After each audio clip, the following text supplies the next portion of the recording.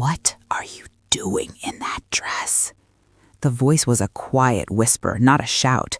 Clara Evans froze, her hands still on the smooth silk of the skirt. Her boss, Eleanor Vance, stood in the doorway of the massive walk-in closet, her face pale.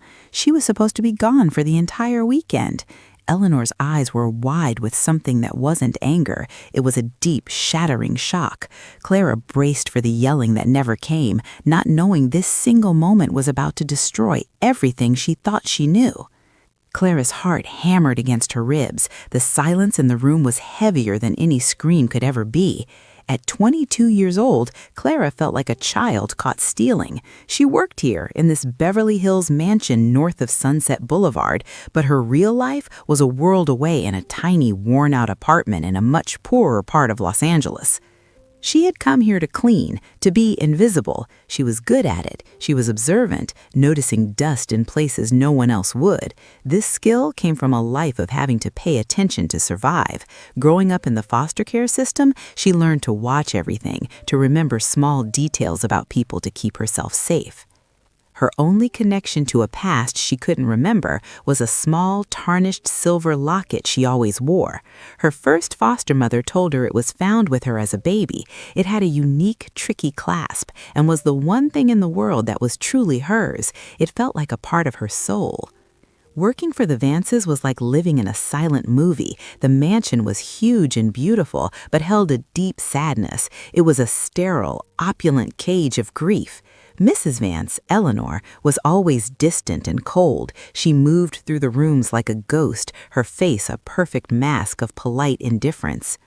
But sometimes Clara would catch her staring. She'd be dusting a hallway or cleaning a window and feel eyes on her. When she'd look up, Eleanor would be looking at her with a strange, aching sadness. The moment Clara met her gaze, the mask would snap back into place and Eleanor would turn away.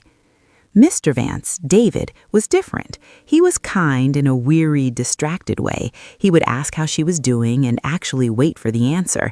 He often looked tired, the lines around his eyes telling a story of stress. He drove a black Porsche Cayenne and checked his expensive Rolex watch constantly, as if counting the seconds until he could be somewhere else.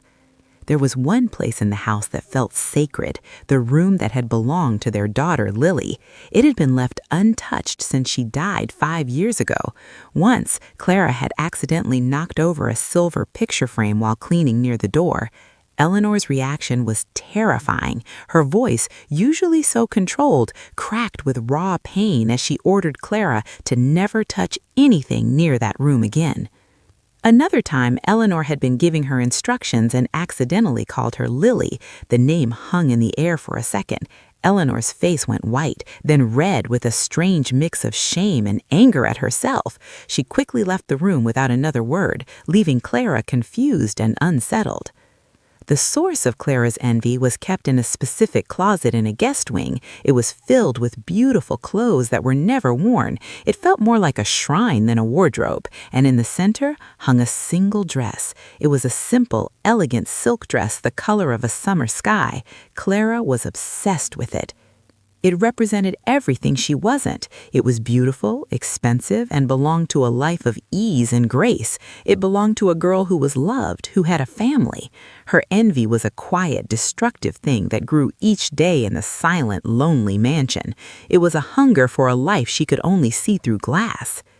This weekend, the Vances were supposed to be at a charity gala in Santa Barbara. The house was empty. The silence was different this time. It felt like an opportunity. The envy that had been simmering inside her finally boiled over. She told herself she would just look at the dress again.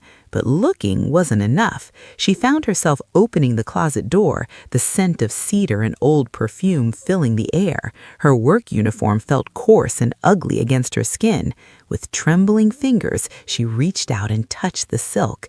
It was cooler and softer than she had imagined. The temptation was too strong. She slipped out of her own clothes and carefully lifted the dress from its hanger. Sliding it over her head, she felt a transformation. The silk whispered against her skin. She looked in the full-length mirror. For the first time in her life, Clara Evans felt beautiful. She wasn't just a maid. She wasn't an orphan. She was someone else, someone who belonged. She twirled slowly, the skirt flaring around her legs. Her tarnished silver locket rested against the perfect blue of the dress. A small, genuine smile touched her lips. It was in that exact moment of pure joy that she heard the sound of a car in the driveway. It was a sound of her world about to end. Panic seized Clara. Her mind raced, searching for an excuse, a lie, anything to explain this. She opened her mouth to apologize, to beg for her job, but no words came out. All she could do was stand frozen in the stolen dress, her happy fantasy shattering into a million pieces. She was just a maid who had crossed a line. Eleanor took a hesitant step into the room. Her eyes weren't on the expensive Chanel dress Clara was wearing. They were fixed on Clara's face. Eleanor's own face was a storm of emotions Clara couldn't understand. There was shock, yes, but also a deep, gut-wrenching pain, a flicker of something that looked like disbelief. Lily! The name was barely a breath, a fragile sound that broke the heavy silence. It was the name of her dead daughter. Clara's blood ran cold. She knew the stories. She knew Lily had looked like her. The staff had whispered about the resemblance when Clara was first hired, how uncanny it was. Clara shook her head slightly. "I'm sorry, Mrs. Vance. I don't know what I was thinking." Her voice was small, filled with the shame that was now flooding her.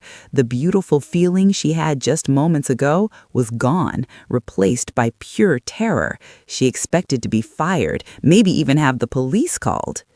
But Eleanor didn't seem to hear her apology. She moved closer, her gaze dropping from Clara's face down to her neck, her eyes locked on the tarnished silver locket resting against the blue silk. The air in the room suddenly became thin, hard to breathe. Eleanor's carefully composed mask was completely gone. Her hand, trembling slightly, reached out. She didn't touch Clara, but her finger hovered just an inch from the locket. Her breathing became ragged. "Where," she said, her voice strained, "did you get that?" The question was sharp, demanding. All thoughts of the dress seemed to have vanished from her mind.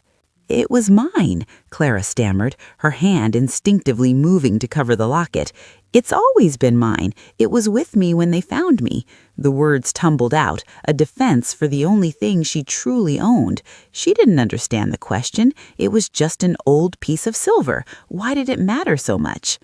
Eleanor's eyes filled with tears. They spilled over and ran down her pale cheeks, leaving shiny tracks. She looked from the locket back to Clara's face, her expression one of dawning, impossible realization. She looked as if she had seen a ghost, not one to be feared, but one she had been desperately missing. "No," Eleanor whispered, more to herself than to Clara. "Can't be." She backed away a step, her hand flying to her mouth.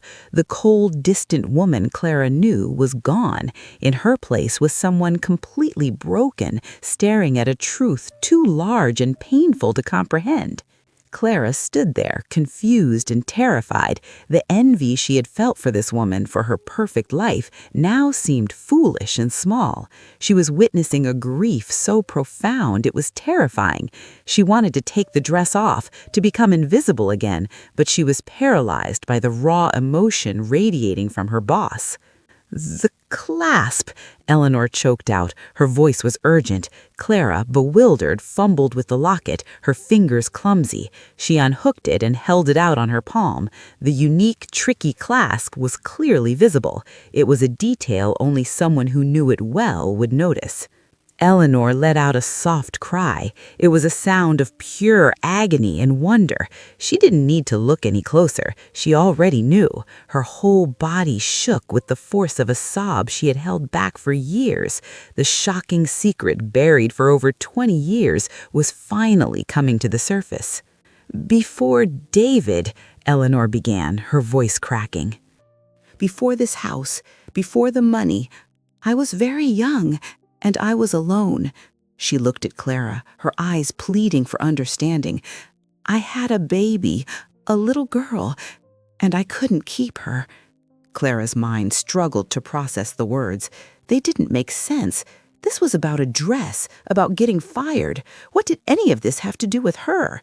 She felt a strange buzzing in her ears. The opulent room started to feel small, like the walls were closing in.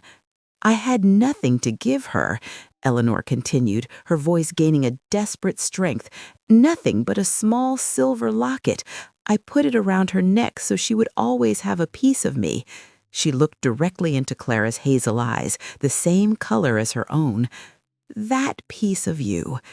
The world stopped. Clara looked down at the locket in her hand, then back at the weeping woman in front of her. The words echoed in her head, but her brain refused to accept them. It was impossible, a cruel joke, a mistake. She was an orphan, a nobody. She wasn't the long-lost daughter of a Beverly Hills millionaire. It was the plot of a movie, not her life.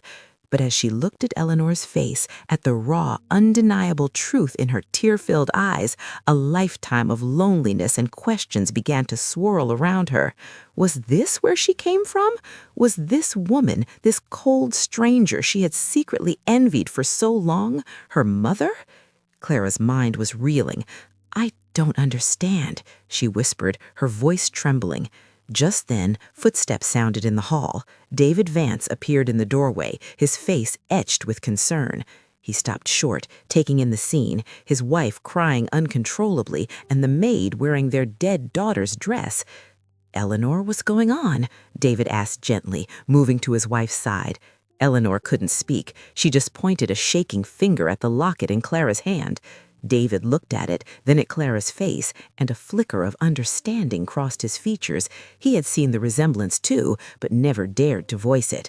Eleanor finally found her voice. "It's her, David. It's really her." She turned and rushed out of the room, heading towards the study. David gave Clara a kind, bewildered look before following his wife. Left alone, Clara sank onto a small ottoman, the silk dress feeling like a costume for a play she never auditioned for. A few moments later, Eleanor returned, clutching an old leather-bound photo album. David was right behind her, holding a faded manila envelope. Eleanor knelt in front of Clara, her hand shaking as she opened the album to a picture of a smiling teenager with hazel eyes. It was Eleanor, years younger, wearing an identical silver locket. Clara stared at the photo. Her exceptional memory for details kicked in. She looked closely at the locket in the picture. There it was, a tiny, unique scratch near the clasp, a mark she knew intimately from tracing it with her finger 1,000 times in lonely foster homes. It was the same scratch that was on her own locket. It was undeniable proof. Then David gently opened the envelope and pulled out old folded documents. They were adoption papers dated 22 years ago. The name of the mother was Eleanor Croft, her maiden name. The name of the baby was left blank. All the pieces clicked into place, forming a picture so incredible it felt unreal.